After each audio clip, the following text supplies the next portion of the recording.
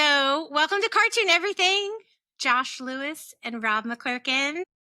It's so great to have you here to talk about cartoons, cartooning, your love of cartoon illustration, and the influence that cartoons have had on your work. So, welcome. Yeah, thanks for having us. Absolutely. Yeah, we're glad to be here. It's really cool to be on this side after joining you guys for your Goldenbooks Instagram lives that you guys do. Yeah. So it's really neat. So why don't we just kind of start with where you're hailing from, Rob? Georgia. Helen from Georgia. And you, Josh? I'm in Colorado Springs, Colorado.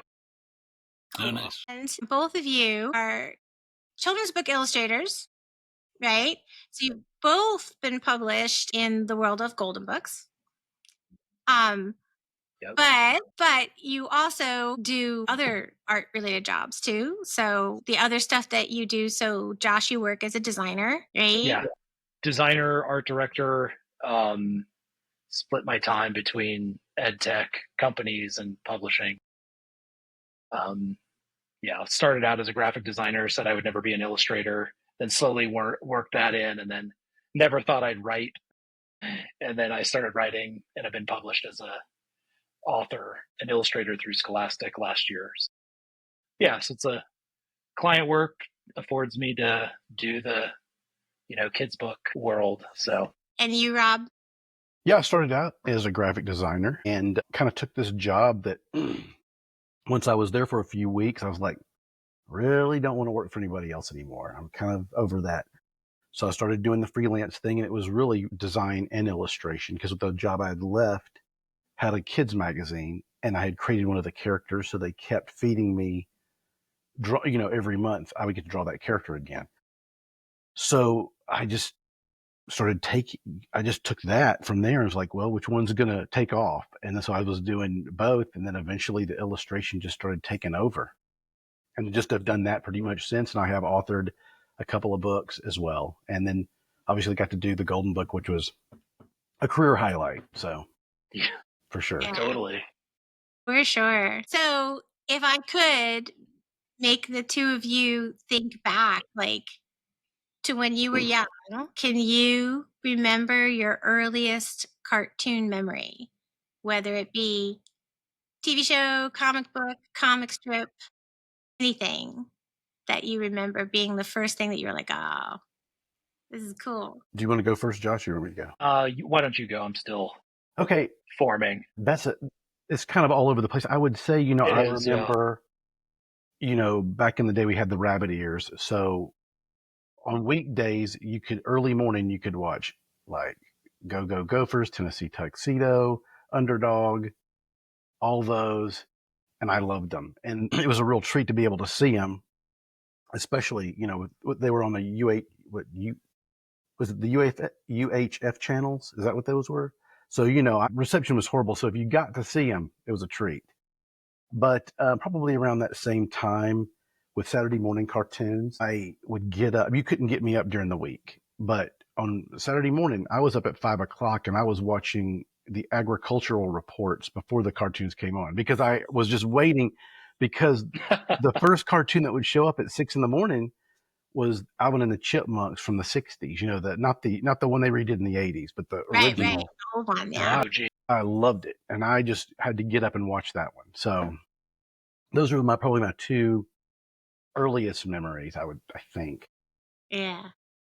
Yeah, I would say my childhood was a little different. My dad is retired U.S. Army, and so half of my growing up years were in Germany. So literally, like from the time I was like 2 to like 7, and then all of high school, so whatever that would be.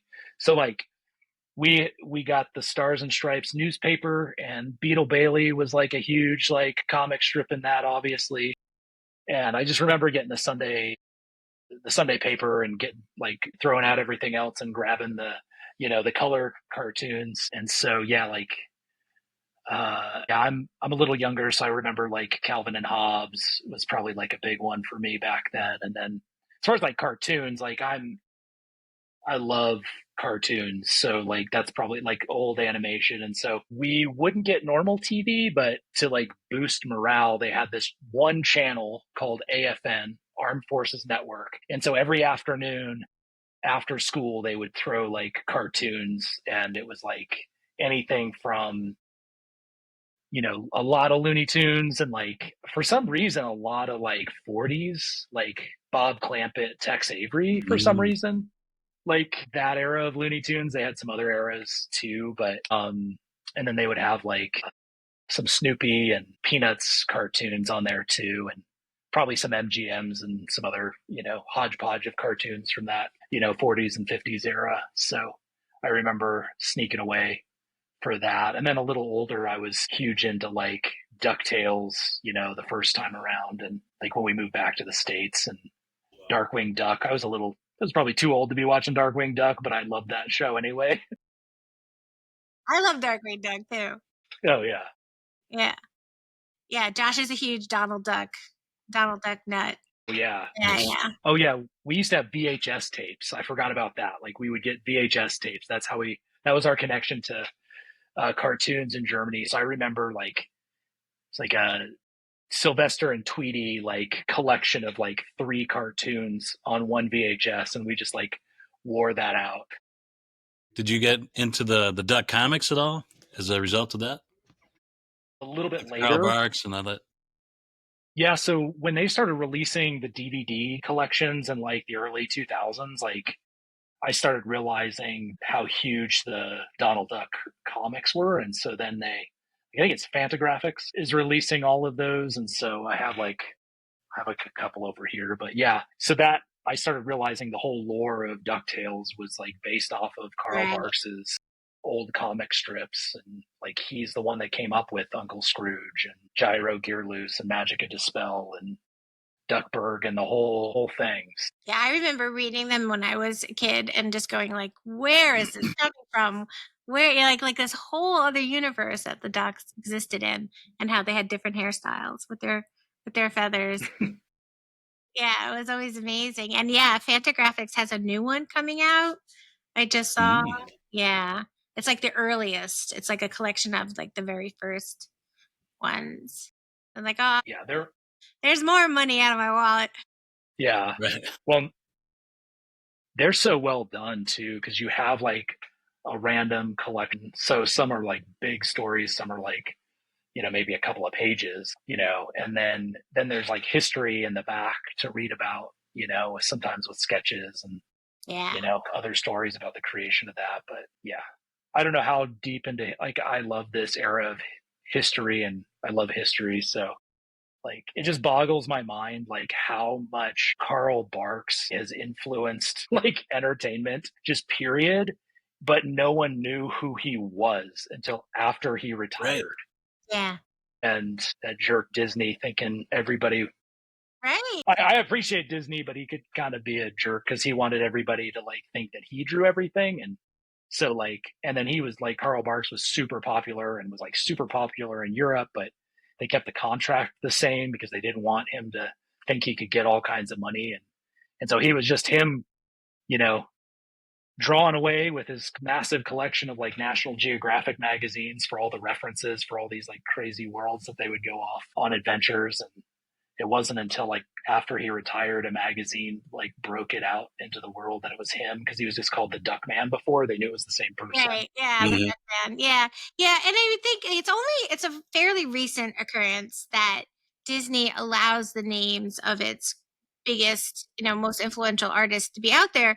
I think like Eric Goldberg like was one of the first names. Like when Aladdin came out, it was so distinctively different, even though it was Hirschfeldian. It was like the kind of the first moment, and then the curtain got peeled back. People may have known a little bit about Disney, but before the book The Illusion of Life came out, it wasn't like common knowledge that there were these 9 old men, and people didn't know all the names, and people didn't pay attention to the credits as much. And when I worked for Disney, my contract stated I was never to claim any piece of art that I ever made, and I could never go out there and even say like, yeah, I drew that. So it's only one more recent thing that Disney artists are actually online, just free to, talk about what they've actually done. So were you both drawing kids? Did you draw a lot and scribble a lot? Yeah. Absolutely. And what were some of your favorite things to draw? Were you drawing some cartoons? Were you drawing?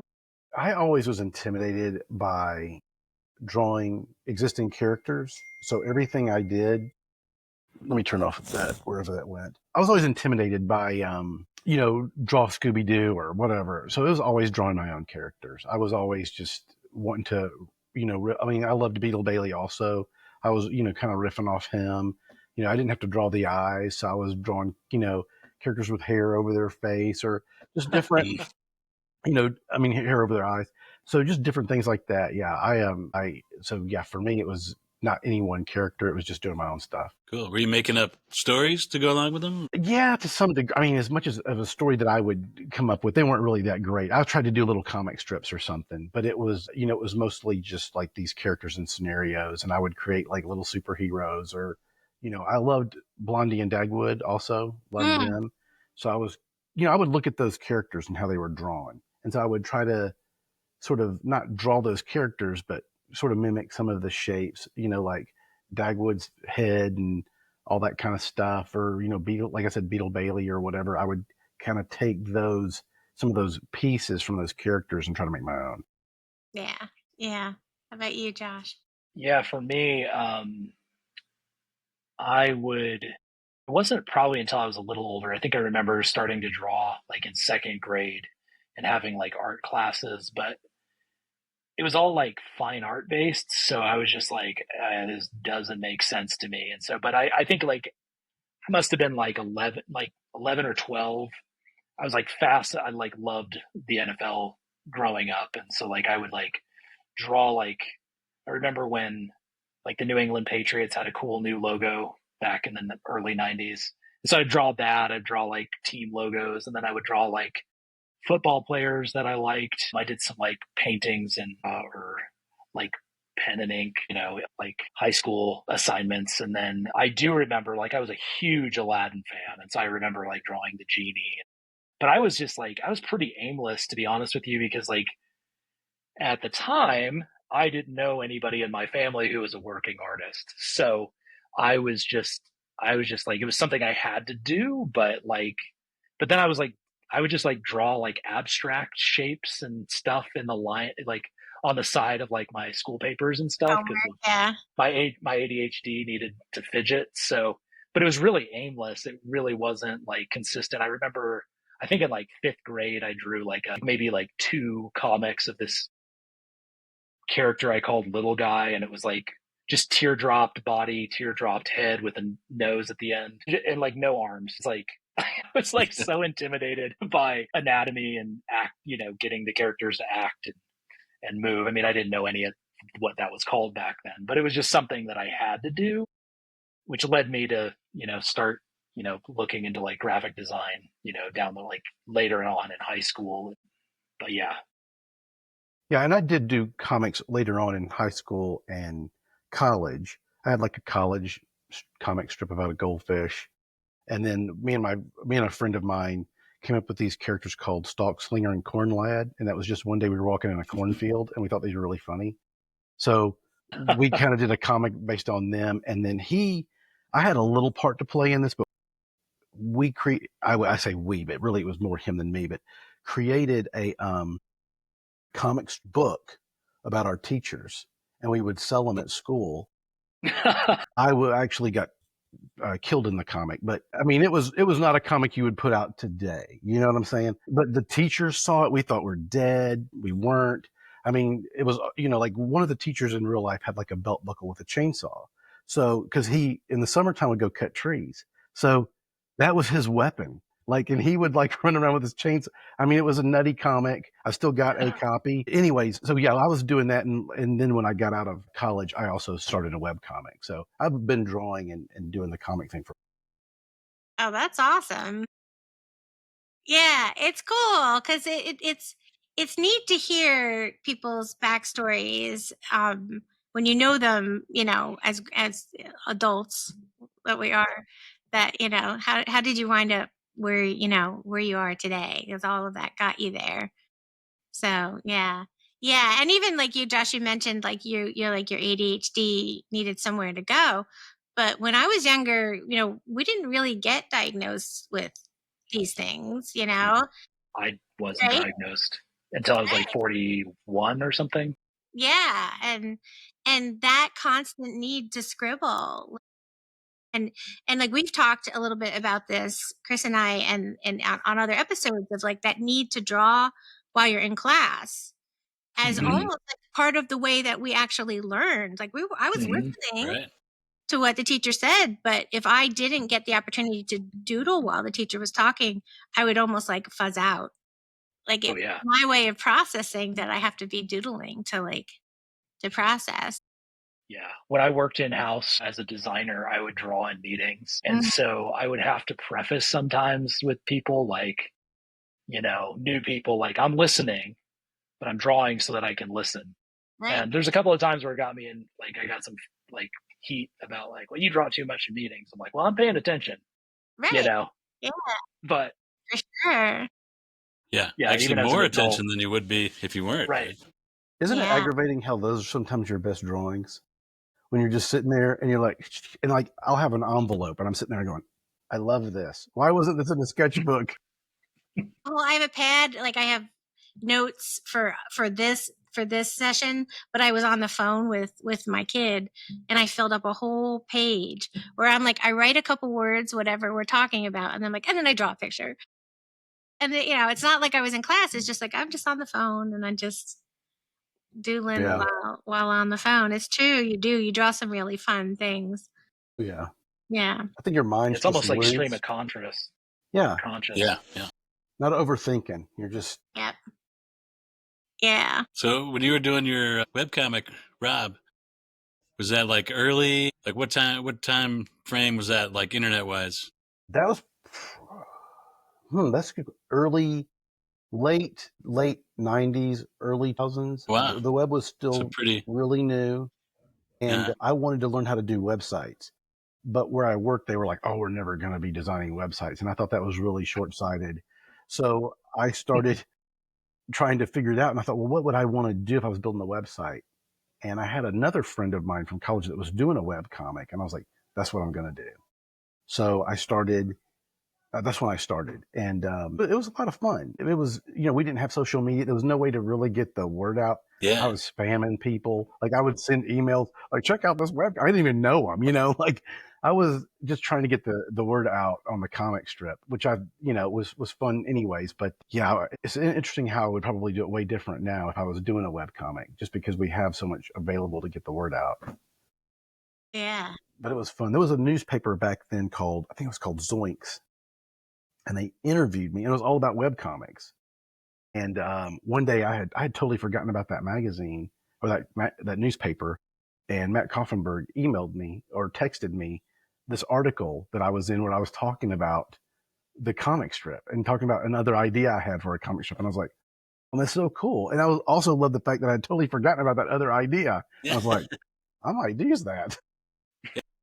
Resurrect it. Yeah. Still can. Yeah. Yeah. Still opportunities. So That's cool. cool. How long? So this is like a self-generated webcomic. Did you Yes. hold yourself like? Was it daily? How often? I did it weekly, which was way um, I needed to be more to really do it effectively. It really needed to be more. And at the time, I was really not confident with my drawing. I had kind of laid off for a few years. So it was almost getting those muscles working again. And yeah, I did it weekly. And I guess my claim to fame back then was my whole idea was superheroes on their day off was the whole idea of the comic strip. And about that time, Mike Lukovich started the comic strip called Super Zeros. It was, Oh yeah. I'm being in the Atlanta area, I got that comic strip in the paper and I was like, and I emailed him about it. But anyways, Michael Jancy, who did the comic strip The Yeah. Norm, he me and him started talking, and we're friends. He was kind of like this mentor to me. And he said, I think there's just one character that you have that you ought to kind of focus more on. And his name was Bottle Rocket. Well, in my mind, Bottle Rocket had a family. So, and it was right around the time there started being rumblings of The Incredibles. But Bottle Rocket was just a family man, and it was more about the idea of he wants to be a hero to his family. So I wrote a comic strip about The Incredibles once The Incredibles came out. And all of a sudden, dude, I had all these page views from Pixar. And I was like, oh, that's my claim to fame. I used to have it printed out, like, look at all Pixar, all these people saw my comic, which I thought was so cool at the time. But yeah. Should we sue this guy? Yeah. I mean, it wasn't even close to them. But then later on, Michael Jancy came out with a comic book of the Norm comic strips. And he would highlight a webcomic artist in every issue. And so my comic strip, Bottle Rocket Chronicles, was in the first issue of his comic, which was really cool. Awesome. Rob So did he give you? Yeah, well, Rob does Aquaman comics now. Yeah. That are the best. They're so freaking funny. They're so good. Yeah. Like, I've seen them in person too. Yeah, I'm glad you like them. They're fun to do. Well, it's just fun because I didn't know that you had that history with that comic strip. Yeah. So, like, that idea, the idea of Aquaman, your comic take on Aquaman makes sense now. Yeah, and that was actually, I did that during the pandemic. I was cleaning out my office, and I had an Aquaman comic book, and I have a good buddy, Keith Frawley, which is another illustrator, likes Aquaman. So I sent him the book, but with it, I did that first comic where I was making fun of Aquaman. And I sent it to him. And afterwards, I was like, this is a really funny comic strip. And so then I just had to post it. And from there, now I've done like 9 of them. I'm probably going to go to 10. We'll see it. I do it when the mood hits. You know what I mean? It's not like something I am regular with. It's just, I think the people are ready for another one. Yeah. And you could make little zines of them. Like, you could make little mini comics. That's what, they're all actually, give me a sec. They're all folded paper. Yeah. So like 8.5. Yeah.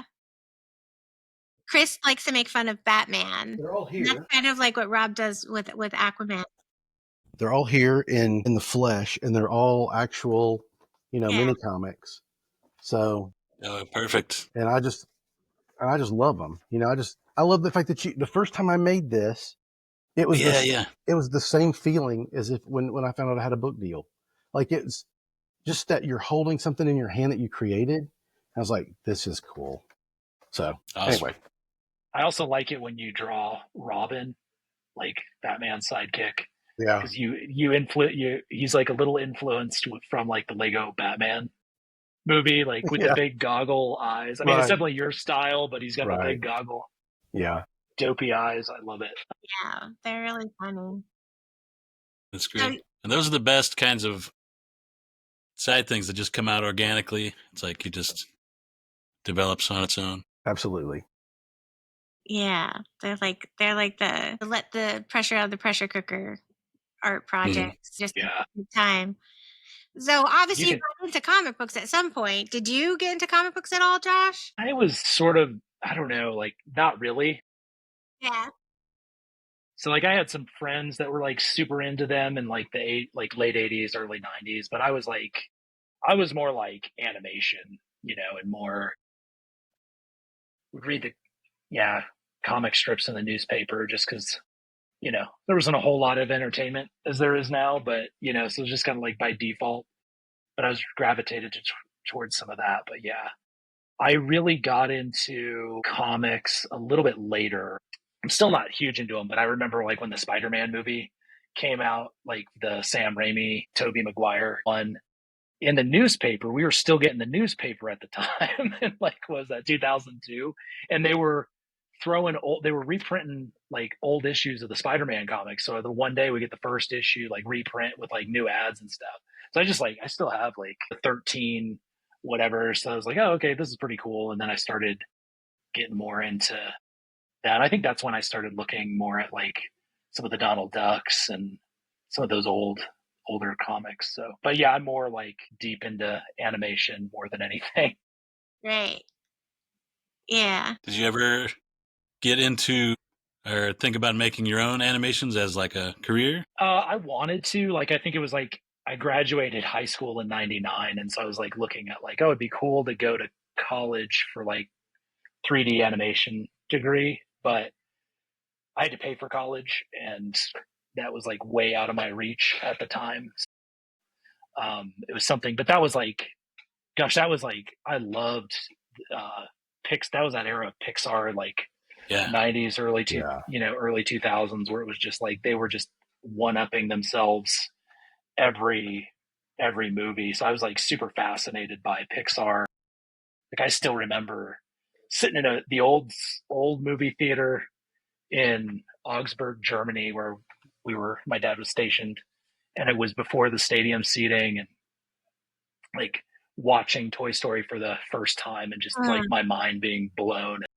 I had that was the same time like we had this teacher who had like big Texas hair, and so if you got stuck behind her, you were like, couldn't see the movie. I think, yeah. Anyway, but that was I just remember my mind being blown by all of that, and then seeing like the artistry behind it, like the artists that were working behind the scenes, yeah, that were doing the character design, the visual development, and all of that. It was super inspiring. There was an exhibit at the Met. No, it was at the MoMA in New York City. And I think it might have been concurrent with maybe the first Finding Nemo movie. Like that might have been. And it was a huge exhibit. It took over one floor of MoMA in New York City. And they might have released a couple of those art of books, but if you can imagine, the whole museum was like one of the art of books. Gosh, it's amazing. And all the original story art was on the walls. They had these, I don't know who did it, if it was Pixar, but they had made like zoetropes of things. And it was the coolest exhibit like ever. To see all of that stuff in that era of Pixar, when Pixar was just like, everything that they made was just mind blowing. So it was like every movie they did was an event. It was just like prepared to be blown away, and they always topped themselves. It was amazing. Yeah, it was both art and technology, right? Mm-hmm. They had to get the fur on Monsters Inc. to like behave, and then there's all kinds of crazy stuff with like how fast they moved in The Incredibles and what they had to invent, to make to like speed up the characters and the action scenes and all that. So it was just like this wildly fascinating time where both art and technology were, having an impact on each other. Yeah. And the thing that they always did well was the fact that they remained true to the cartooniness of their designs. When other CGI animation companies were putting stuff out, some of it would look weird. Like when Ants was out and Bugs Life was out, and you had both Ant movies, and you were like, Bugs Life was amazing, and Ants was like, what the hell? Like, yeah, horrible, right? That was a good example of what they did well. Was that DreamWorks Ants? Was that like one of the early? I think so. Was it? Yeah. Yeah, because DreamWorks. Go ahead. I'm sorry. Jeffrey Katzenberger, who was like an executive at Disney, went over to and formed DreamWorks, or I don't know if he formed it, but was one of the leaders early on. And I remember reading an article back in the day, like, we're not going to beat Pixar in quality, but we're going to beat them in quantity. And I'm like, well, that's one way to live your life. Right. That's one approach. Yeah. Then you have Ants and Bugs Life, to your point. Exactly. I mean, they were like hit or miss, and then but Pixar was definitely the dominant one back then. So during that era, what would be your favorite Pixar movie? Me or anybody? The first Incredibles. Yeah. Really? So I loved Monsters Inc. Like I think Incredibles just because it was like a totally different thing, and like I was like a young dad at the time, so like it was could relate a little bit to Mr. Incredible. Yeah, not exactly, but yeah. But just the whole family dynamic. It was like, oh man, and I just remember like because a lot of times like quote unquote they weren't made for kids, but kids entertainment, family entertainment, whatever you want to call it, they were like playing it safe. And I remember that moment where Dash and Violet sneak aboard the plane, and Miss Mrs. Incredible's like, you got to be careful because they will find you and they will kill you. And you're like, whoa, like, Yeah. it's getting real. It's So really. I think there was just a lot more relatability with that movie, and they really tried to capture Yeah. the family dynamic with its dysfunctions, but also its like love for each other in the end. And, so yeah, that one was huge. Yeah. When animation gets it right, anybody of any age can enjoy it on all different levels. There's so many jokes in Looney Tunes cartoons that when you're a kid, they go foop, like right over your head. Yeah. You know?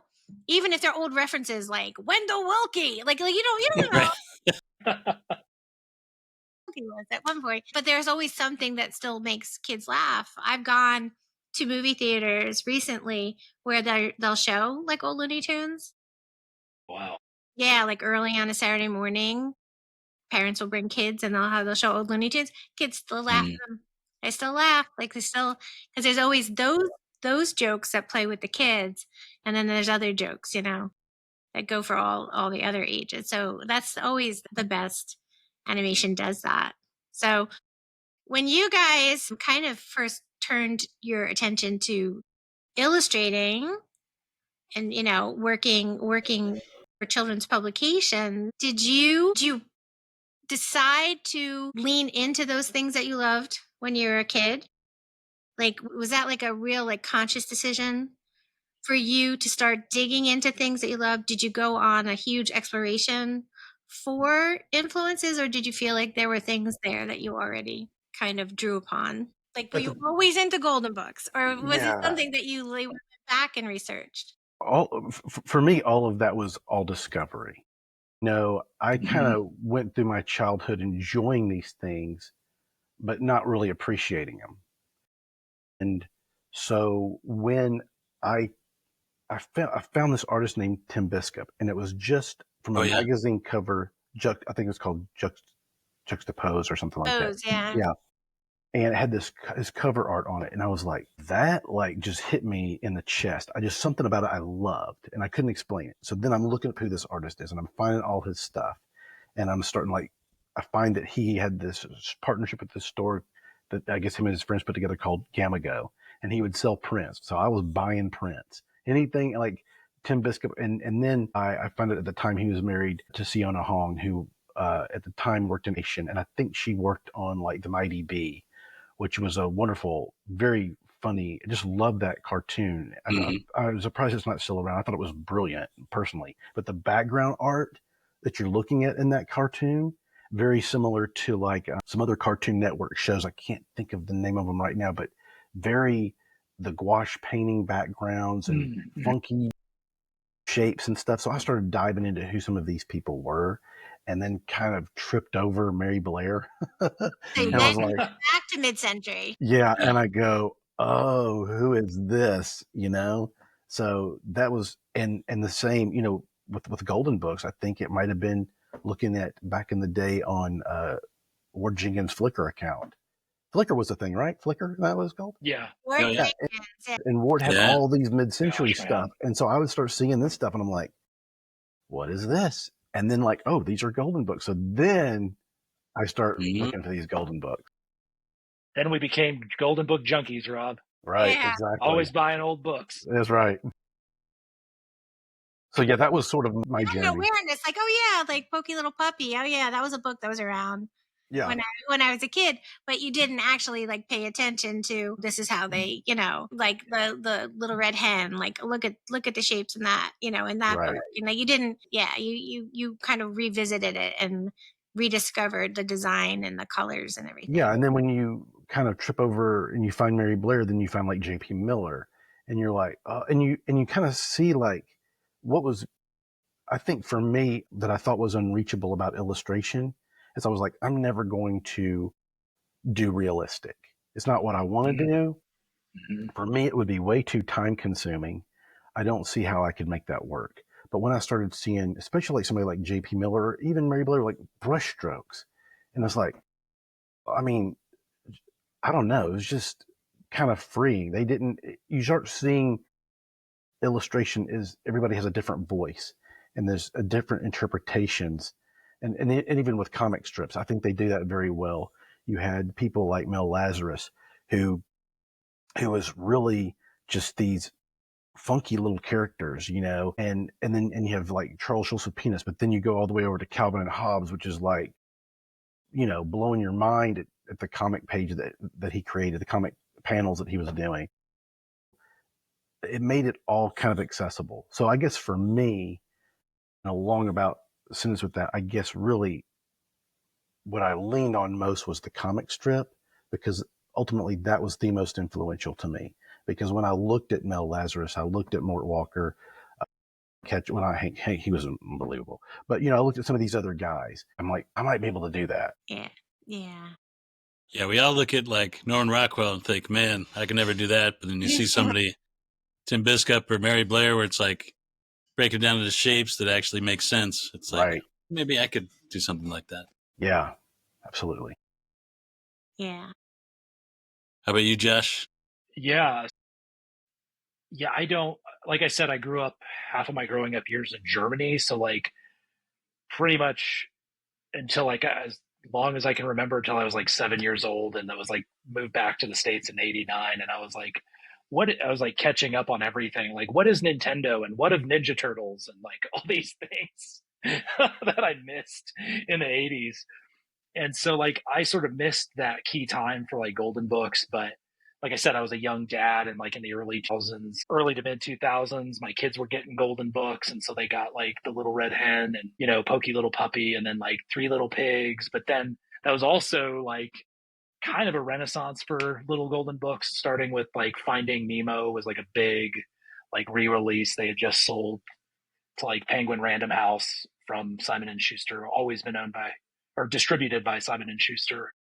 And so it was like this new wave of like Pixar movies, and they were also doing other stuff like that Golden Books always did, and like licensed characters plus some new originals. So like my kids were getting them, and I'm like, oh, this is really cool. And I was like going to school to be, for visual communications, and so it was like, taking note of like, all those shapes. So just sort of like Rob said, it's just suddenly like I never made the art connection because it was like fine art, and like I'm never gonna render things perfectly. And so it was just like seeing things broken down like that. And I had some like illustration classes. I went back to school for the second time around.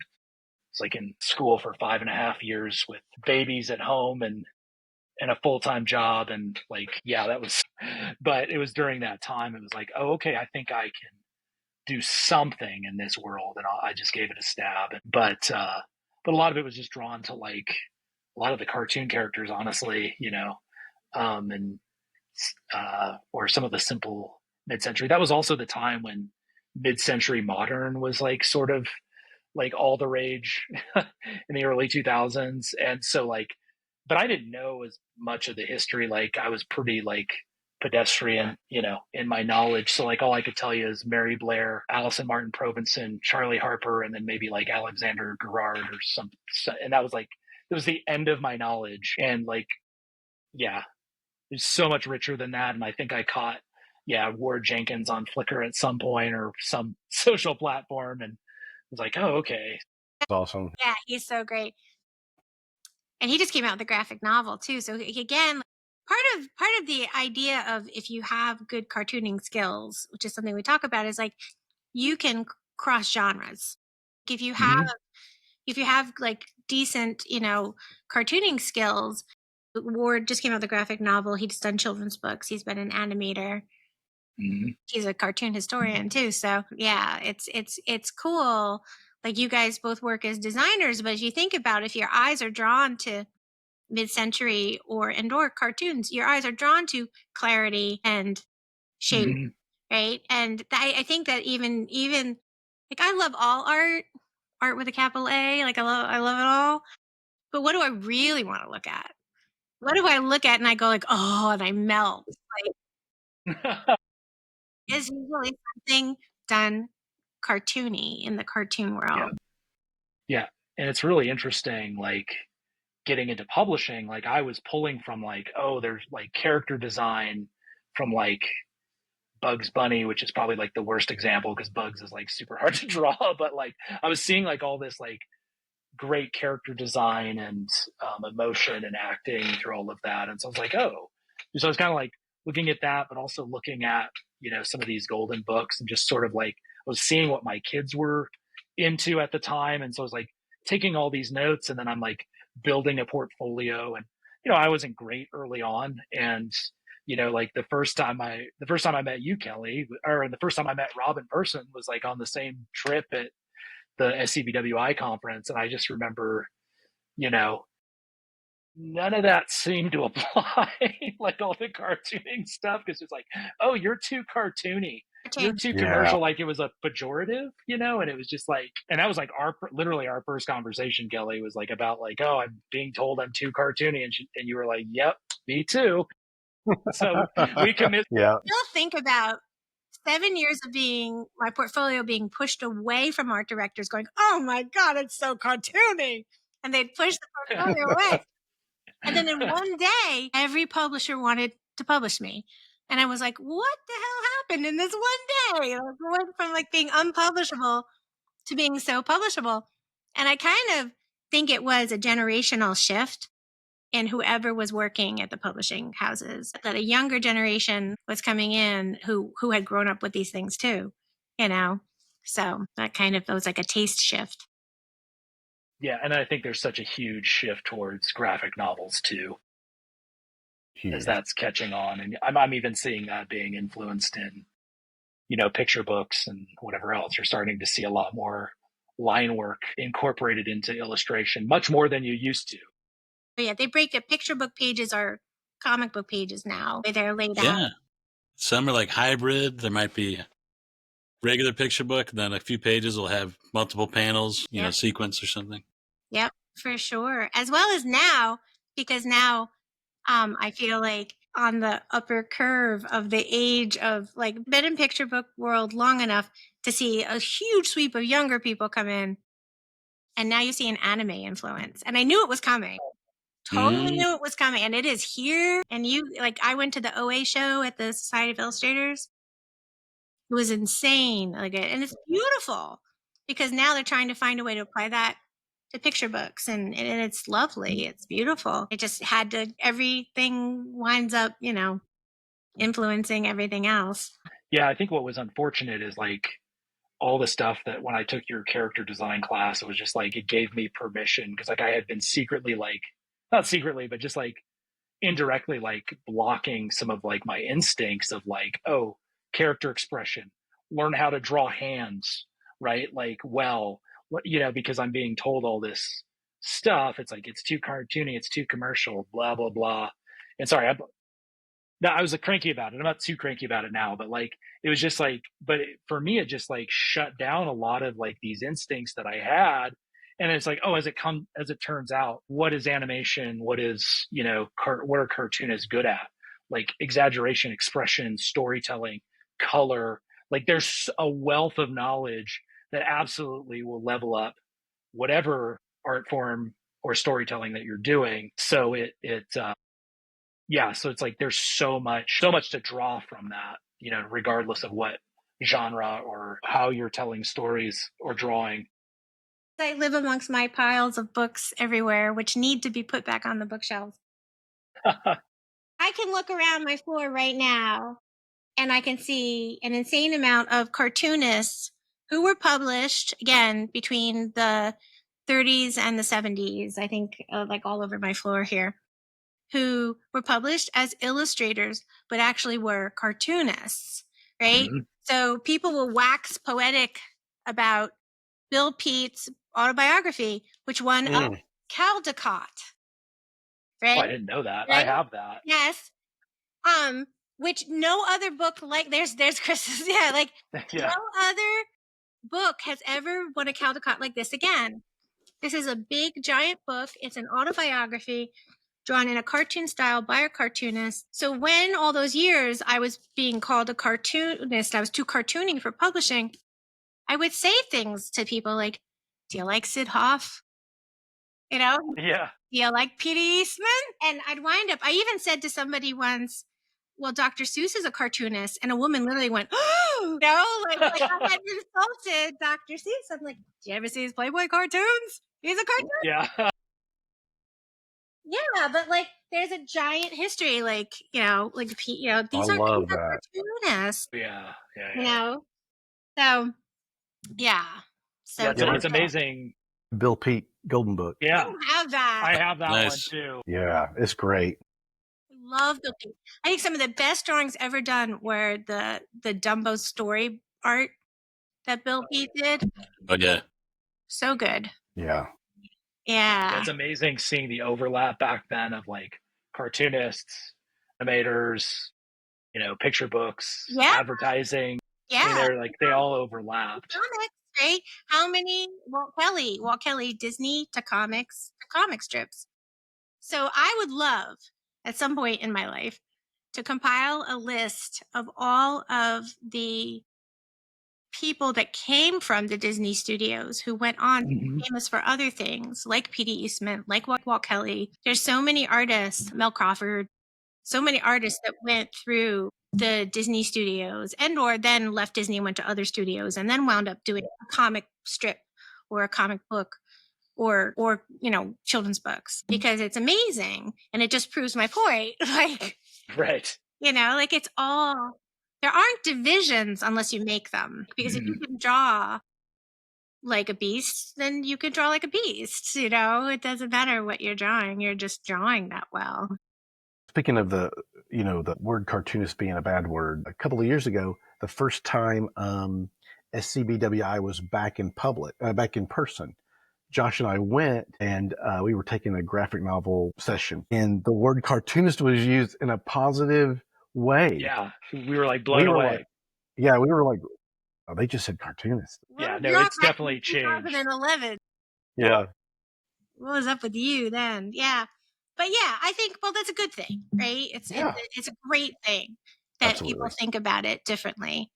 Now for sure. Wanted to definitely talk about the amazing story that is Josh's great grandfather. Yeah, for sure. Oh yeah. So I sent Chris a link to your images, so we got to both peek at them today. And so I'm going to let you tell us. Okay. So, like I said, like growing up, I knew nothing about, like, everybody in my family was like my grandfather, his grandson was like a mechanical engineer in the 40s. And like my mom's side of the family is from like Bergen County area in New Jersey. And so my grandfather went to Rutgers and then got into like early computer programming in like the 60s, back when like computers were the, like, you see them in the Twilight Zone, the size of like a whole room or whatever, and so, and then like my dad's side were all like, they were all in different branches of the military or project managers, mechanics, engineers. And I'm like, but I got to draw. And like, where does this come from? And I didn't know. And then this is probably around 2007 is when my grandfather, my mom's dad, was like declining and was about to pass away. My mom passes me these two books. One, The Lives of the Haunted. Such a cool name. Yeah, Oscar? I'll get into that later. Oscar Hunt von Gottschalk. And then this book here, In No Man's Land. Sorry, it's like crinkly. Yeah. And so that's literally all the knowledge that my mom's family had. And my mom remembers, he was like a fine artist too. And so she remembers like these paintings of like Venice, like in their living room in like the, 50s and 60s when she was growing up. And that's literally all I knew. And so I'm like searching for him over the years. And then as the internet started catching up with all the analog databases, so it was like between the fact that Oscar Hunt von Gottschalk had a very unique name, and the fact that he was artist in New York City, there was just a lot of records. And so like I caught a little glimpse here or there, but none of it really made sense of what I was finding. Like he was in like a who's who of New York City, like compilation book with like thousands of other people. So it was just like literally all I knew. And so then during the pandemic, I had all this free time. And so I just became obsessed because I'm like, this artist in my family, what about him? And so It probably took about 2 years to put the pieces together, but he was born, so he's technically born in 1864 in September, but all his documentation, like even on his passport, was October 1st, 1865, which I like for two reasons. One, 1865 sounds like a date from Back to the Future. And October 1st is my birthday, which is like crazy.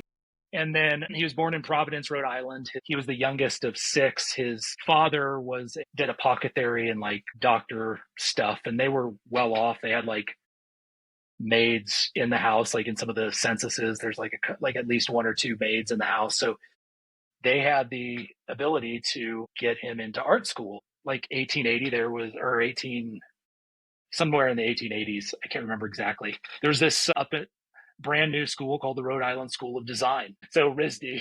So he was like the third year of RISD ever, like the third and fourth year he went for 2 years. And then he studied under an impressionist locally in Rhode Island, and he worked as like a lithographer. So he was trying to do like commercial, like bring his art skills into the commercial world. And then he moved to New York City in the late 18s, I think, and then to study at the Art Students League, which I can't remember. Didn't Norman Rockwell study there? It's like still an institution It today. still goes on. Yeah, a lot of people pass through the Art Students League in New York City. A lot of big. Yeah, I want to say like Maurice Sendak too, but like just some really noticeable people went through there. And so, but he gets a job in the newspaper business as an art manager, and he works for the American Press Association. And so they were like this, almost like a syndicate, cartoonist where there's this national, they're not part of they're in the industry, but they're like this national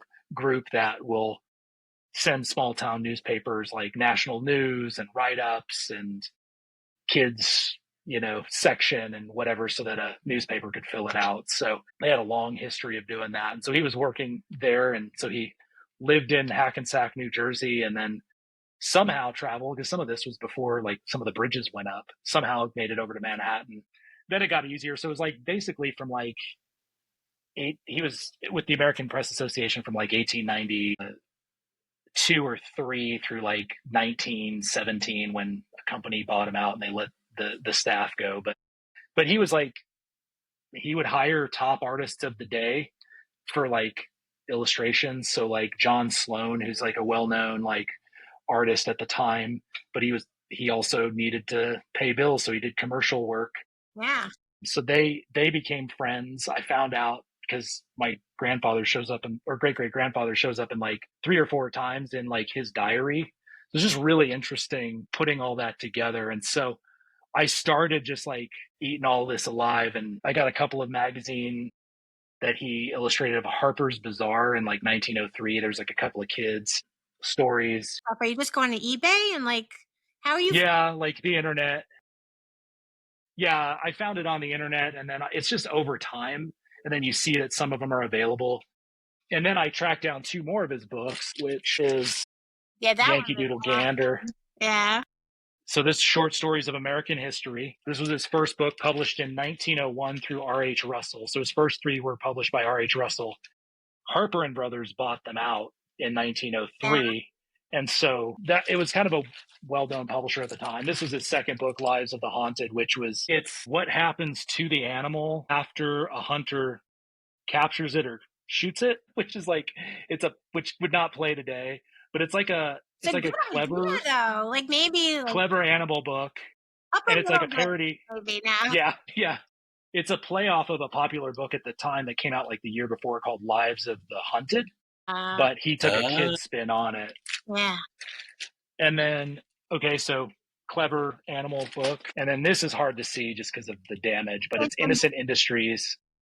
And it's basically, you see a, paint or a sack of flour or a cake or whatever on the shelf. Well, how did it get there? And so he goes through all the different stages of like taking raw materials and, whether it's in the field and then the refinement process all the way till it gets on the shelf. So those first 3, entertaining takes on nonfiction.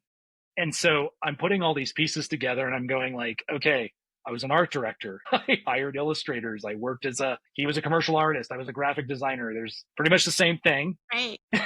just with computers. And then I was writing, all my stories were entertaining takes on nonfiction with some humor at it. And I think I sent you guys the article today where he had a national write-up in 1902.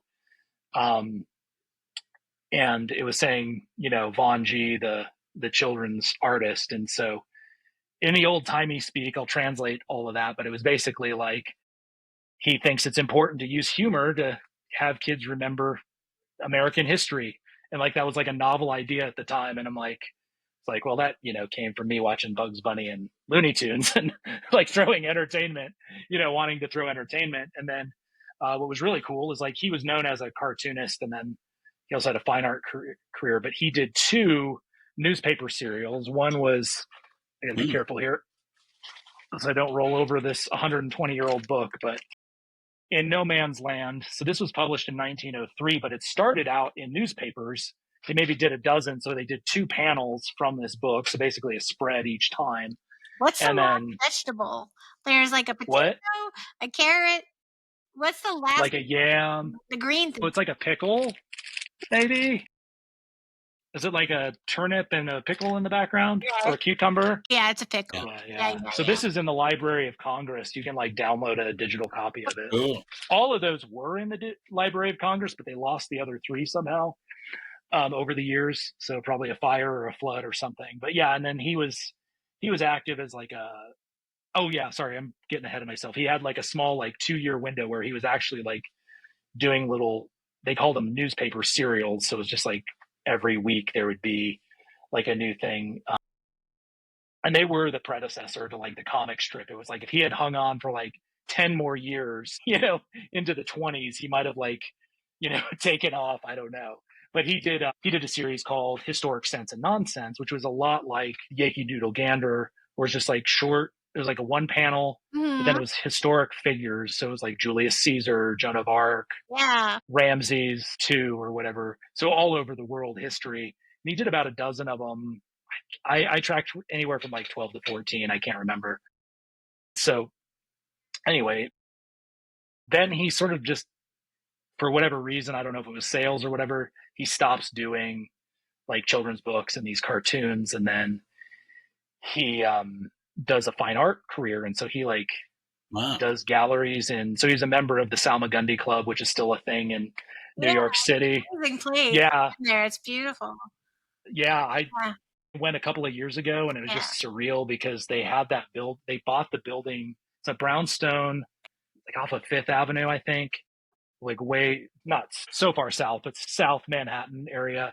They got it in like 1917, and I was able to like catch the curator, kind of told him my story, and then he gave me like this tour, and it was just like, I know for a fact he like walked in this building, because he was a member for a while. So it was just like super surreal. And then he does a fine art career, and still kind of, and he ends up going to like Europe in like 1908, and like to learn, like see all the art, like centers of the day. So like London, I think he was scheduled to have a gallery show in Berlin, but I can't find any record of that actually existing. And then, and so I found all this stuff on the internet. And then one of the times I was studying it, like searched his name, a Facebook page pops up with this sketch. I'd never seen of him before. And I'm like, what is going on? Because like, nobody knows who this guy is, again, popular name. So that leads me to this lady, Pat Hawk,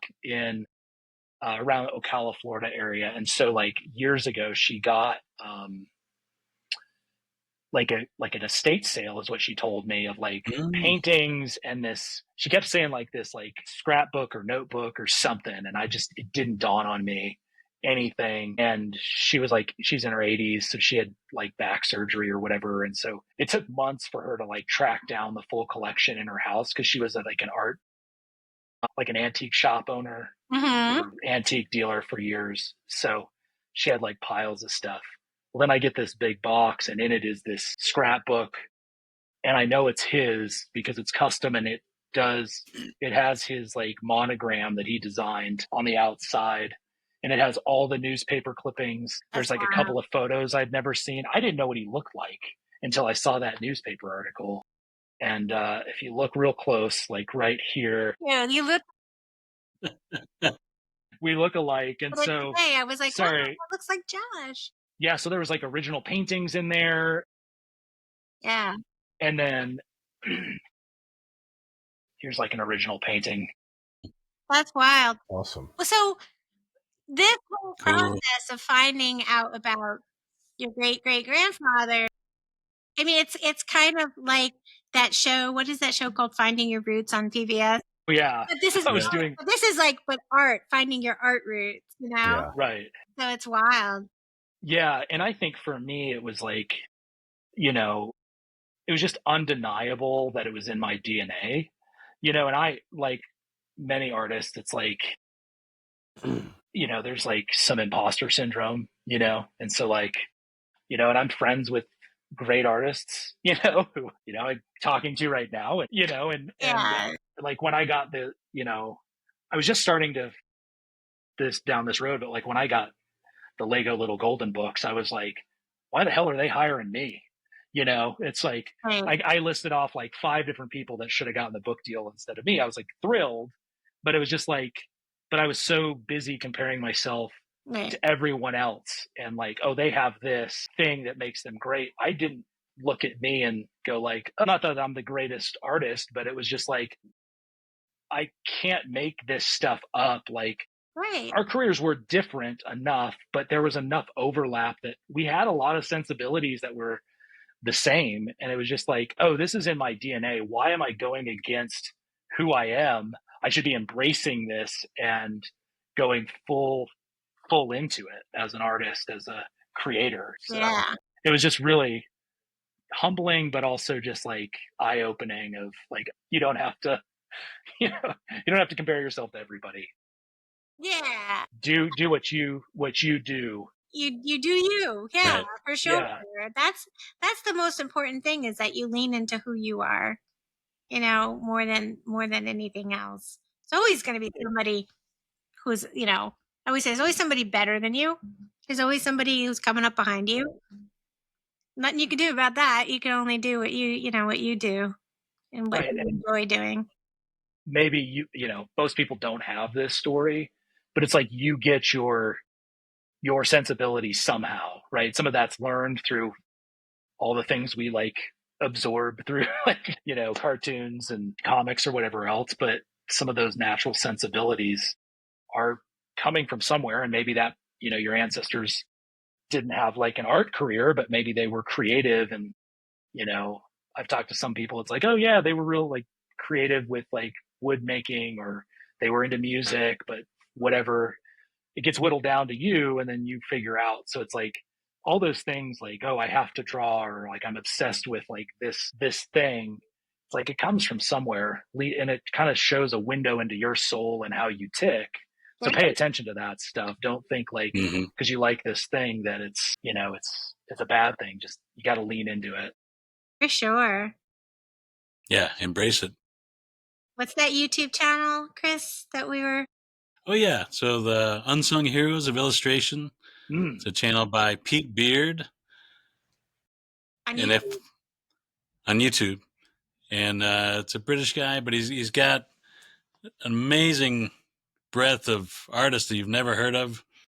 But your great grandfather would be a shoe-in for the type of artist that he covers. Send a little If you haven't, I'm yeah, gonna I have would reach to. out. Yeah. What was that called again?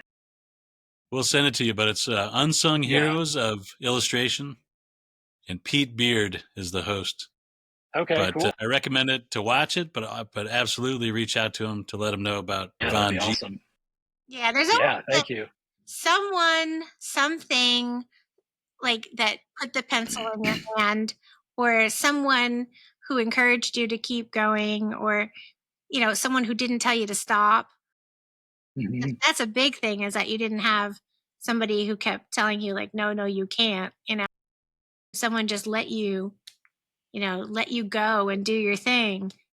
So it is. But it's so cool without realizing it until you were already making a living as an artist, how many parallels between the two of you. That's so cool. Yeah, that's cool. I agree. Yeah. And I think the other lesson too was, there are family members that come from that line that you could see, like when they were in high school or whenever, they had the natural ability to draw, but they're doing something completely different, right? As like a career, there's nothing wrong with that, right? They found what makes them work, and that's great.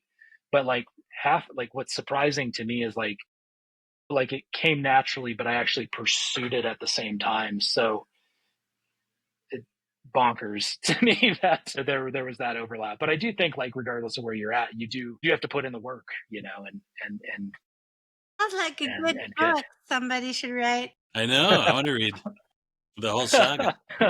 Little children can read it, for sure. Yeah. So you mentioned you two met and got to be friends thanks to the SEDWI conference. Yeah, I think so. I think that's where we first met. Yeah, absolutely. Yeah, but we got connected back like when social media really took off. Like, I think we were both on like Dribble and Instagram and back. Dribble. Yeah, I think it was a long time ago. Dribble's where I think I met a lot of people. Really? Yeah, I met you and a bunch of other our friends, and so I think we knew each other online. I think we even did some Skypes sessions, but we finally got to meet like 5 years later or something like that. Yeah. And so Cool. we have a lot of similar interests, I think. Yeah. Then when the pandemic hit, just being bored out of our skulls, we started this whole thing where he messaged me about a Goldenbook, and he started showing it to me, and then I was like, oh, have you seen this one? And then all of a sudden it was like we were in competition with each other.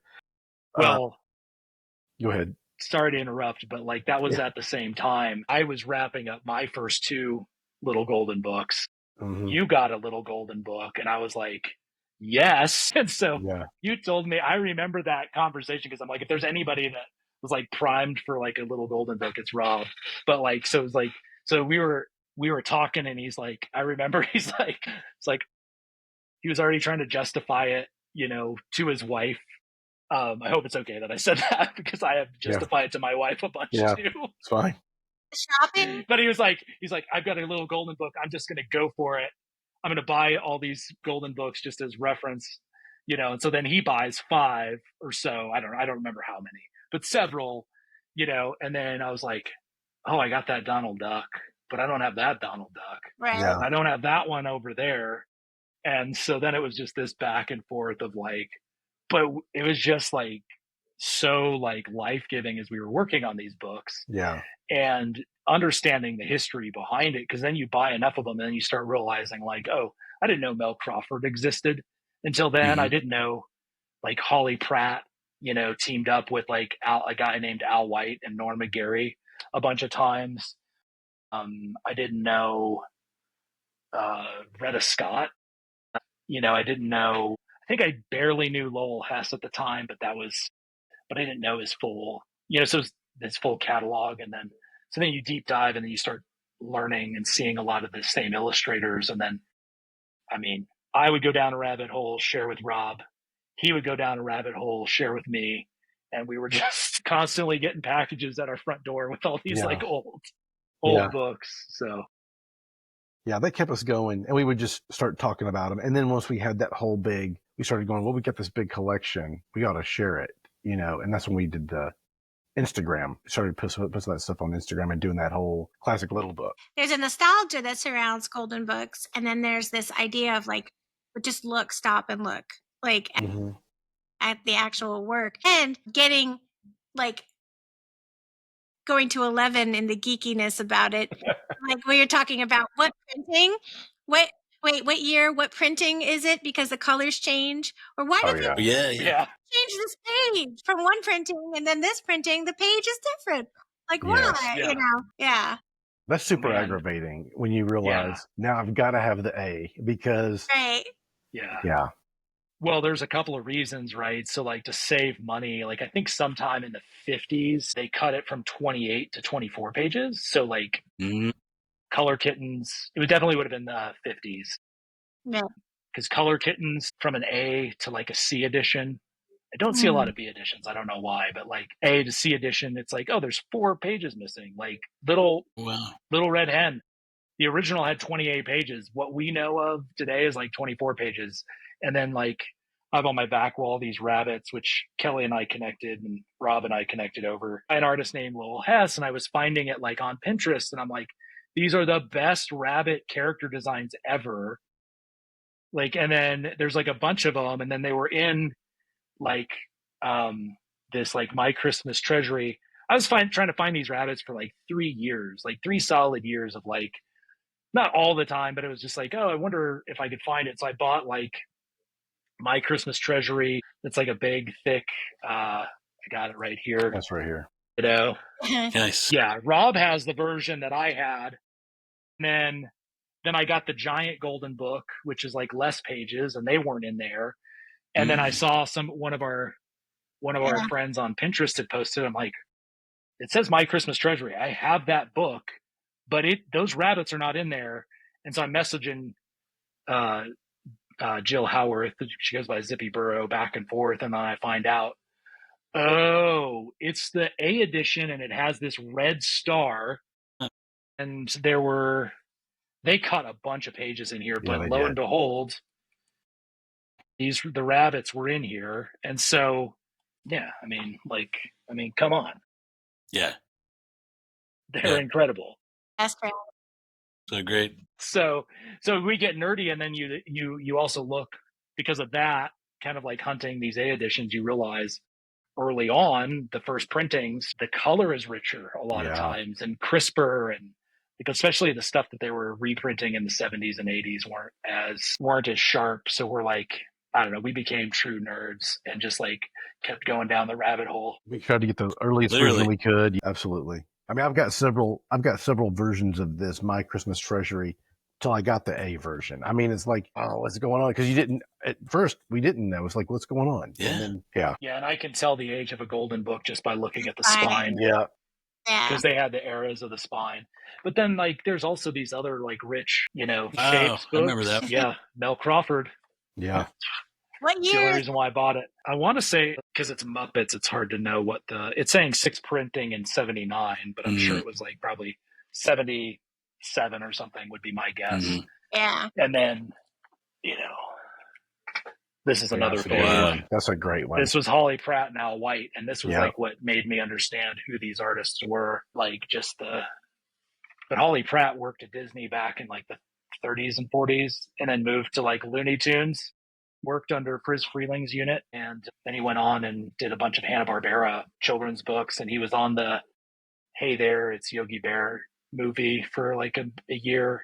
Then he started doing a bunch of Pink Panthers back with Friz Freeling's back in the 60s. So he had a whole career in and out of a bunch of stuff. They all kind of did that. Yeah. And it's so cool when you have to scratch under the surface and find all this stuff. We mentioned Carl Barks. I will be remiss if I don't show these. So this is one. Ooh. Donald Duck and the Christmas Carol that Rob and I cherish. Well, it says adapted by Norman McGarry, but actually Carl Barks did the inks, or not the pencils. The pencil on this. Yeah, he did the pencils, and then Norman McGarry he did the gouache. Did the gouache and all the paintings. Wow. And then so good. It makes sense. And then there were cousins of Little Golden Books put out by Whitman, which was the publisher. These are top tales, and so this was Uncle Scrooge, the Lemonade King. Guess what? Yep. Pictures by Carl Barks and Norman McGarry. So, and I've seen the pencils of these, and it's just great because you have there's something about these because you have the pencils of Carl Barks that like the composition, the emotion, everything is so much stronger. And then you have like Norm McGarry doing the painting afterwards. So it's like and Norm McGarry would I think, as best as I can tell, would often, same with Al White, those two would like work with somebody who would do the pencils, and then they knew how to stylize the gouache for this era. So what's really cool is like there were just like a lot of like tag team, where you'll see two different names, in the book. So that usually means somebody did pencils and then somebody did painting. So super cool. That is very So cool. great. So how extensive are the credits in these books? Is it pretty consistent, or do you have to find information elsewhere to put it together? You still have to find some information, especially with like licensed books of the time. Like if it's a straight original, it's usually like written and illustrated by, but especially with Disney, right? So a lot of times it's like when they say adapted by, that usually means that was the illustrator if they get a credit at all. So Right. sometimes you have to like hunt down like, oh, okay, this person worked on this as an artist. Like Yeah. it was kind of like a kind of amazing because like one of our favorite illustrators is Retta Scott Worcester, and she was an animator, character designer, and she actually got credit for the Cinderella Big Golden Book, which a lot of people associated with Mary Blair, but they were friends working at the same studio. They lived together during World War II. They were both influencing each other. But yeah, she actually got credit on that one, which is huge because she was a woman at that time. And two, they didn't always credit the illustrator in their books. So. Yeah. Yeah. Or I still can't figure out who. This is one of my favorite. It's like one of those books with records in the back, Yeah. a Yeah. little 45. Yeah. This is some of the best artwork. Kelly and I have said it might be Mel Crawford, Yeah. but I'm trying to like, Yeah. Yeah. So good. just so rich, like the composition and so rich. The use of white is so rich anyway. But like, I have no idea who did this book. So sorry, Rob. I'm like taking over. No, that's quite all right. That's quite all right. Yeah. But it's true. Like a lot of these artists, I think, they were dismissed for a long time because they did these properties, right? They weren't creating their own work. But it's nice now that people are taking this kind of attitude towards their work. And also, like, when you can tell who did something versus who, like it could have been three different people drawing poo, and you could tell who did which poo. We're not even going to start with album cover art because that's a whole nother thing. Like all of the cartoon album cover art was like a whole nother like exciting world. So because you guys have already kind of been generous with your time, is there anything else that you want to ask, Chris? Since you guys do live so far apart, do you ever get to hang out together and draw at the same time, just hanging out? We do, yeah. Like one of the things we did was during the pandemic, we met in Nashville and just got a hotel with a couple other artist friends of ours. Just all kind of took 2 weeks to whatever isolate, and then we went to Nashville and hung out there in New York, and then we spent a little time at the Highlights Foundation. So nice.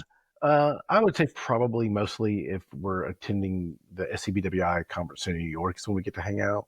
But yeah, we do occasionally. Yeah. And then like, yeah, I think it's like once a year. Yeah. We usually get to hang out. It works out. But yeah, I've been in Rob's studio and we were like comparing notes of like, because one of the things I didn't mention is I color graphic novels. And so I was showing Rob that process and he was showing me some stuff that I still use. So it was just kind of fun just to be in the same studio space and like pick each other's brains on like nerdy technical stuff. And then, yeah, if we're at a conference or something, I was just get jealous because Rob is just like super fast at drawing and just like really, even clear. So it's just like I'm like looking over, kind of like taking mental notes. So yeah, there's nothing quite like seeing another artist do what they do. Like, yeah, you can see the originals, but like watching the process is one of my favorite things. Like anytime you have a chance to get together with a group of artists, like a drink and draw or just like a hang and draw, it's the best. Yeah, totally. Anytime you can meet up with your artist friends, it's always good. It's always inspiring, it's like you said. And yeah, so you got to. That's half of it, right? Yeah, half of it's the people that go and attend these conferences because then you can have all these like cool side conversations. Yeah, right. Or you grab drinks or dinner, and then you're having like, that's kind of what I miss about as an adult. We go about our days and.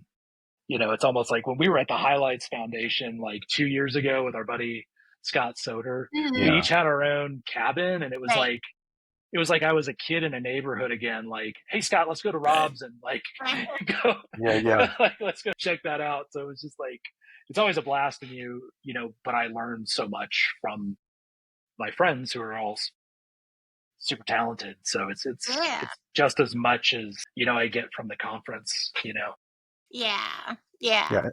And this career, I mean, is pretty isolating. If you're a freelance and just you with your setup in your own studio. I mean, like, I don't really know any illustrators necessarily nearby. I mean, I know there's a few, and I'm like, we don't like hang. So it's always good to be able to get together with people. Yeah.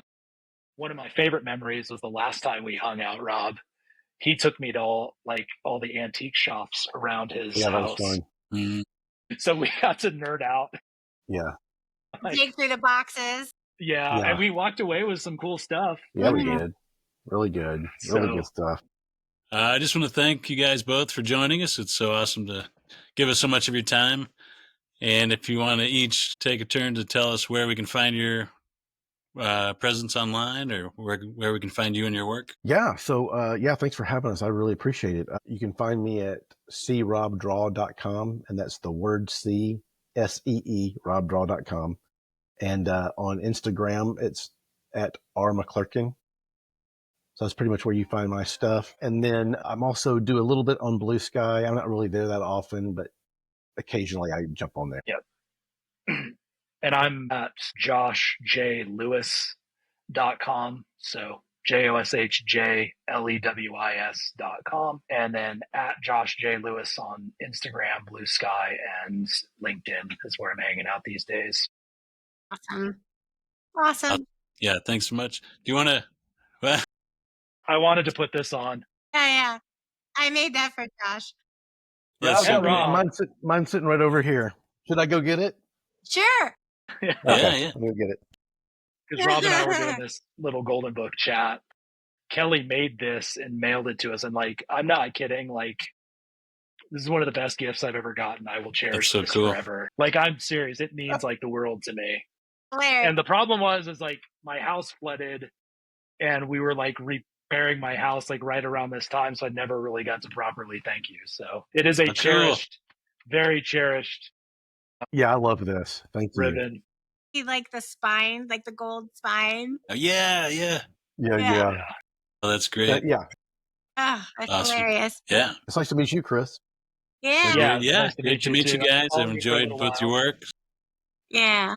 Yeah, heard a ton of great stuff from Kelly. So cool.